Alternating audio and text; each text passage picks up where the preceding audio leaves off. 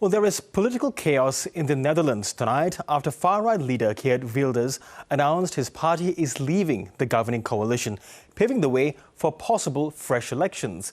Mr. Wilders says his coalition partners are not willing to support his ideas on halting asylum immigration.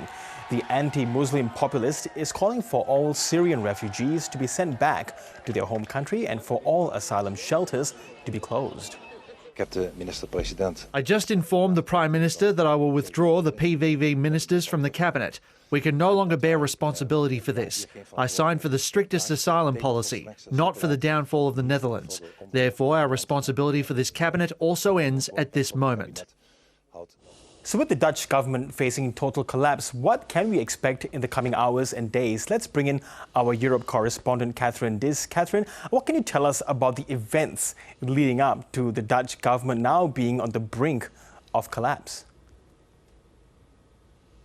Good evening, Girish. Well, I think it's probably a good point to start with reminding the audience who Geert Wilders is and how he rose to prominence in Dutch politics.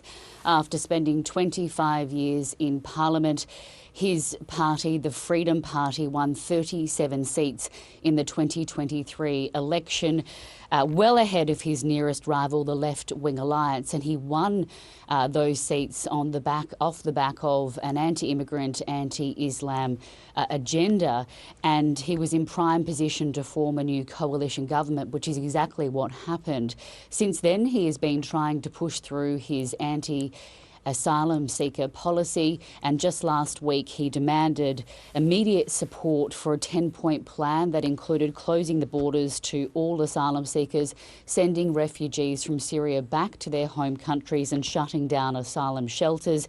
He also wanted to expel migrants who have been convicted of serious crimes and use the army to boost border controls. But he's not managed to reach consensus within his coalition. That reached a tipping point last night, and Geert Wilders announced that he and his party would be quitting the government, and of course that is the largest bloc within the parliament there in the Netherlands, and essentially collapse the government.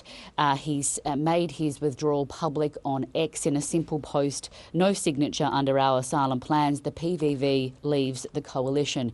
He's also informed the Prime Minister that his party would be quitting the government. This is being seen as a surprise move, but it is essentially leading to the end of a fragile coalition which has really struggled to get anything through the parliament since it was installed in July.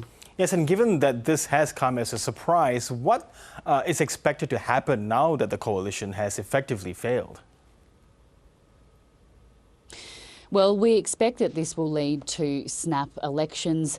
We also expect that this will lead to a delay in defence spending under new NATO commitments and leave the government there in a caretaker mode as it prepares to host global leaders for a NATO summit in just a couple of weeks' time in The Hague.